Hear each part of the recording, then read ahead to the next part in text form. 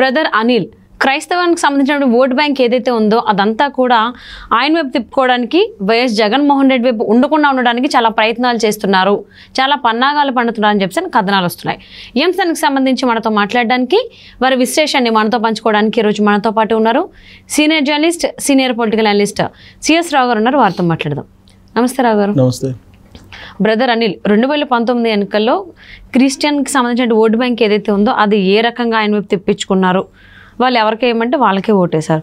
ఇప్పుడు కూడా ఆ ఓట్ బ్యాంక్ని అటువైపు కాకుండా వేరే వైపు తిప్పుకోవడానికి బ్రదర్ అనిల్ ప్లాన్ చేస్తున్నారనేటువంటి కథనాలకు సంబంధించి మీరు ఏమంటారు? ఇది ఎంతవరకు వాస్తవం? వేరే వైపు తిప్పుకోవడం అంటే వాళ్ళ టార్గెట్ ఏంటంటే జగన్మోహన్ రెడ్డిని ఓడించాలి. జగన్మోహన్ రెడ్డిని ఓడించాలంటే జగన్మోహన్ రెడ్డికి వైఎస్ఆర్ కాంగ్రెస్ పార్టీకి ఉన్నటువంటి ఓట్ బ్యాంక్ ఏంటంటే ప్రధానంగా క్రిస్టియన్ ఓట్ బ్యాంకు. దాన్ని డైవర్ట్ చేయాలి. దాన్ని డైవర్ట్ చేయాలంటే ఎక్కడికి డైవర్ట్ చేయడం అనేది ఈజీ. నీళ్లు పల్లానికి ఏ విధంగా అయితే ఈజీగా ప్రవహిస్తాయో అదే తరహాలో పూర్వపు కాంగ్రెస్ ఓట్ బ్యాంక్ కాబట్టి వైఎస్ఆర్ కాంగ్రెస్ పార్టీ నుంచి కాంగ్రెస్ పార్టీకి తీసుకురావడం అనేది చాలా ఈజీ.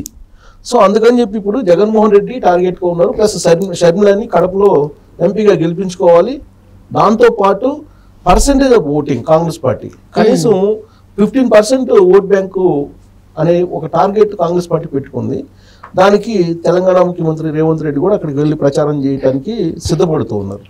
సో కాంగ్రెస్ పార్టీకి సంబంధించిన అభ్యర్థులు కూడా లోక్సభలో కానీ లేదా అసెంబ్లీలో కానీ విడతల వారి ఇప్పుడు 2 జాబితాలు కూడా వచ్చాయి.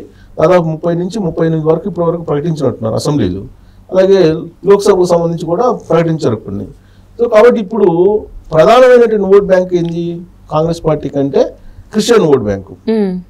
ఆ క్రిస్టియన్ ఓట్ బ్యాంక్ని వైఎస్ఆర్ కాంగ్రెస్ పార్టీ నుంచి షేర్ చేసుకోవాలి, తీసుకురావాలి అని అంటే ప్రధానంగా బ్రదర్ అనిల్ కీ రోల్ పోషించాలి అనేది మొదటి నుంచి కూడా ఉంది. అందుకే బ్రదర్ అనిల్ దాదాపు షర్మిల ఇక్కడ వైఎస్ఆర్ తెలంగాణ పార్టీలో పనిచేస్తున్నప్పుడే ఆంధ్రప్రదేశ్కి వెళ్ళారు. ఆంధ్రప్రదేశ్కి వెళ్ళి ఆంధ్రప్రదేశ్లో చర్చ్ పాస్టర్స్ ఎవరైతే ఉన్నారో ఆ పాస్టర్స్ తోటి కలిసి మీటింగులు పెట్టారు. మీటింగులు పెట్టి ఉండవల్లి అరుణ్ కుమార్ లాంటి కాంగ్రెస్ పార్టీ కురువృద్ధులను కూడా కలిశారు. ఆయన కలిసి సలహాలు సూచనలు కూడా తీసుకున్నారు. షర్మిల కాంగ్రెస్ పార్టీలోకి వచ్చి కాంగ్రెస్ పార్టీ తరఫు నుంచి పోటీ చేస్తే ఎలా ఉంటుంది, ఆంధ్రప్రదేశ్ కాంగ్రెస్ పార్టీ పగ్గాలు తీసుకుంటే ఎలా ఉంటుంది అనే దాని మీద కూడా వాళ్ళు అప్పట్లోనే రీసెర్చ్ చేశారు. లేదా కొత్త పార్టీ పెడితే ఎలా ఉంటుంది ఆంధ్రప్రదేశ్లో, వైఎస్ఆర్ తెలంగాణ పార్టీ లాగానే వైఎస్ఆర్ ఏపీ అనేటువంటి పార్టీ పెడితే ఎలా ఉంటుంది, ఇలా రకరకాల ఆలోచనలు చేశారు. వాళ్ళు చేసే చివరికి కాంగ్రెస్ పార్టీలో వాళ్ళు జాయిన్ అయ్యారు. కాంగ్రెస్ పార్టీ తరఫు నుంచి ఇప్పుడు షర్మిల అధ్యక్షురాలుగా, పిసిసి అధ్యక్షురాలుగా ఆవిడ అక్కడ ప్రచారం చేస్తున్నారు. అయితే షర్మిల చేస్తున్నటువంటి ప్రచారం కంటే కూడా తెర వెనుక బ్రదర్ అనిల్ చేసేటువంటి ప్రచారం ఎక్కువగా ఓట్లు రాబట్టగలవు అనేటువంటి ఒక అభిప్రాయం కాంగ్రెస్ పార్టీలో ఉంది. పైగా వాళ్ళ టార్గెట్ వైఎస్ఆర్ కాంగ్రెస్ పార్టీని గద్దె దించడం. గద్దె దించితే తప్ప వాస్తులు రావు, లేదా జగన్మోహన్ రెడ్డి మాట వినడు, జగన్మోహన్ రెడ్డికి అహంకారం పెరిగిపోయింది అనే ఒక ఒపీనియన్ వాళ్ళకి ఉంది. ఆ విషయాన్ని షర్మిలని చెప్తున్నారు, మనం చెప్పడం కాదు, ప్రచారంలోని షర్మిల చెప్తూ ఉన్నారు.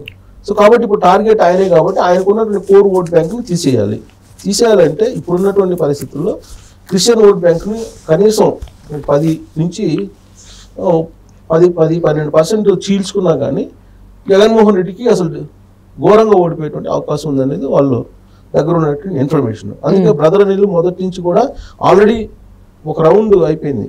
ఆంధ్రప్రదేశ్ వ్యాప్తంగా కూడా చర్చలకు సంబంధించిన ఫాస్టర్స్ ఎవరెవరిని కలిసి ఎవరెవరు ఉన్నారు, షర్మిలకి సపోర్ట్ ఎవరున్నారు, కాంగ్రెస్ పార్టీకి ఎవరు వస్తున్నారు వైఎస్ఆర్ కాంగ్రెస్ పార్టీ నుంచి, ఇవన్నీ కూడా స్క్రూటినీ చేస్తారు. వాళ్ళ నెట్వర్క్ వేరే ఉంటుంది. ఇప్పుడు మనకు కనిపించేటువంటి పొలిటికల్ నెట్వర్క్ కాదు అది. వాళ్ళు క్రిస్టియన్ పాస్టర్స్ యొక్క నెట్వర్క్ డిఫరెంట్గా ఉంటుంది. ఆ వేలో ఆయన ప్రయత్నం చేస్తున్నారు. అందుకే బ్రదర్ అనిల్కి పోటీగా బైబిల్ ఇచ్చేసి విమలమ్మను పంపించాడు జగన్మోహన్ రెడ్డి. అందుకే విమలమ్మ కూడా తిరిగింది. విమలమ్మ కూడా ఒక రాష్ట్రం మొత్తం ఒక రౌండ్ వేశారు. ఆవిడ కూడా చర్చిలకు వెళ్ళి చర్చిల్లో ఫాస్టర్స్ని కలిసి వాళ్ళకి డబ్బులు పంచి వాళ్ళకి ఏమైనా కావాలంటే అవసరాలు తీర్చి విమలమ్మ కూడా వచ్చారు. ఒకవైపు విమలమ్మ, ఇంకొకవైపు బ్రదర్ అనిల్. అయితే బ్రదర్ అనిల్కి ఉన్నటువంటి క్రేజ్ విమలమ్మకి లేదు. బ్రదర్ అనిల్ ఒక ప్రబోధకుడు ఆయన కూడా. సో కాబట్టి బ్రదర్ అనిల్కి ఉండేటువంటి క్రేజ్ ఉంది. సో ఆ బ్రదర్ అనిల్కి ఉన్నటువంటి క్రేజ్ని ఇప్పుడు కాంగ్రెస్ పార్టీ వైపు తిప్పుకొని క్రైస్తవ ఓట్ బ్యాంక్ని చీల్చేటువంటి ప్రయత్నం అయితే జరుగుతుంది. ఇదంతా ఒక ఎత్తు అయితే మరి ముస్లిం మైనారిటీలు ఉన్నారు. వాళ్ళు కూడా ఇప్పుడు యాజ్ పర్ ది సర్వే చూసుకుంటే కనుక ముస్లిం మైనారిటీల కంటే కూడా క్రిస్టియన్స్ ఎక్కువగా ఉన్నారు వైఎస్ఆర్ కాంగ్రెస్ పార్టీ వైపు. సో బ్రదర్ అనిల్ చీల్చుకునే దాన్ని బట్టి జగన్మోహన్ రెడ్డి యొక్క భవిష్యత్తు ఉంటుంది. ఆయన అసలు రేపు రాబోయే రోజుల్లో కనీసం ప్రతిపక్ష హోదాని వస్తుందా రాదా అనేది బ్రదర్ అనిల్ మీద ఆధారపడి ఉంది జగన్మోహన్ రెడ్డి జాతకం. ఇంకొక వైపు ఏంటి, మైనారిటీలు, ముస్లిం మైనారిటీలు ఇప్పటికే చంద్రబాబు నాయుడు వైపు, తెలుగుదేశం పార్టీ వైపు మొగ్గు చూపారు, పవన్ కళ్యాణ్ వైపు మొగ్గు చూపారని తెలుస్తుంది. కారణం ఏంటంటే చంద్రబాబు నాయుడు 2014 నుంచి 2019 వరకు విడిపోయిన ఆంధ్రప్రదేశ్కు ముఖ్యమంత్రిగా ఉన్నప్పుడు ఆయన ముస్లింలకు సంబంధించి ఆయన ఇచ్చినటువంటి ఆర్థికపరమైనటువంటి సహాయం లేదా రంజాన్ తోఫాని ఇవన్నీ చాలా ఉన్నాయి. వాళ్ళకి సంబంధించి మక్కాకు పోవడానికి కొన్ని అవకాశాలు కల్పించారు. మక్కాకు పోవడానికి ప్రయాణ ఖర్చులు ఇవన్నీ కూడా పెట్టారు. తర్వాత దుల్హాన్ అనేటువంటి ఒక పథకం పెట్టారు. ఇలా రకరకాల పథకాలు పెట్టడంతో పాటు వాళ్ళకి ఆర్థికపరమైనటువంటి స్వావలంబన కలగడానికి ముస్లింలకి చాలా సహాయం పడ్డారు. ప్లస్ ముస్లింలకి పదవుల్లో కూడా ప్రాధాన్యత ఇచ్చాడు చంద్రబాబు నాయుడు హయాంలో. అందుకే ఇప్పుడు ఈవెన్ ఆంధ్రప్రదేశ్ మండలి ఏదైతే ఉందో మండలికి షరీఫ్ అనే అతను మండలి చైర్మన్ చేశారు అప్పట్లో చంద్రబాబు నాయుడు ముఖ్యమంత్రిగా ఉన్నప్పుడు. ఆయన అమరావతికి సంబంధించిన బిల్లుని మండలిలో అడ్డుకున్నారు. అసెంబ్లీలో పాస్ అయినటువంటి బిల్లుని మండలిలో అడ్డుకున్నారు షరీఫ్ అనే అతను. కాబట్టి కీలకమైన పదవులు తెలుగుదేశం పార్టీ ముస్లింలకు ఇస్తూ వచ్చింది.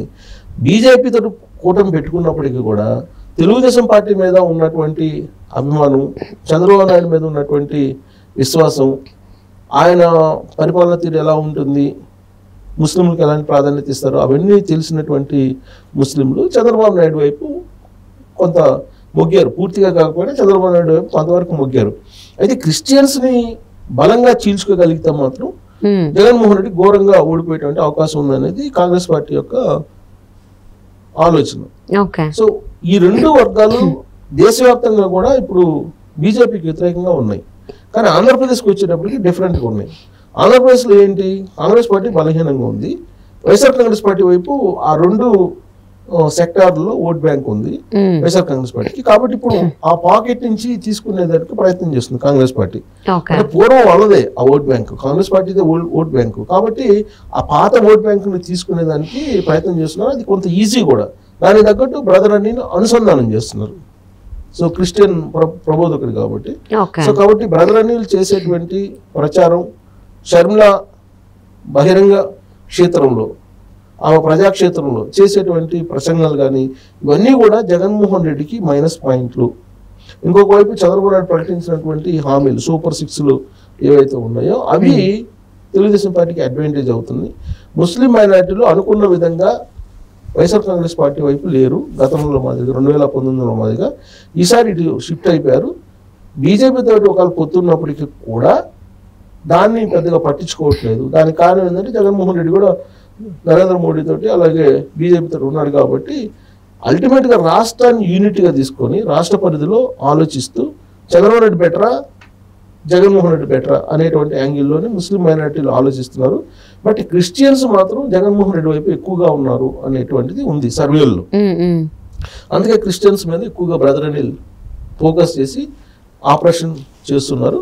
ఆయన చేసిన ప్రయత్నాలు కనుక ఫలిస్తే జగన్మోహన్ రెడ్డి అత్యంత ఘోరంగా ఓడిపోయే అవకాశం. సో ఒకప్పుడు బ్రదర్ అనిలే క్రిస్టియన్ ఓట్ బ్యాంక్ అంతా కూడా వైఎస్ఆర్సీపీకి తీసుకొచ్చారు. ఇప్పుడు మళ్ళీ అక్కడి నుంచి బయటికి తీసుకొచ్చే దానికి సంబంధించి బ్రదర్ అనిల్ సక్సెస్ అవుతారా లేదా అనేది చూద్దామండి.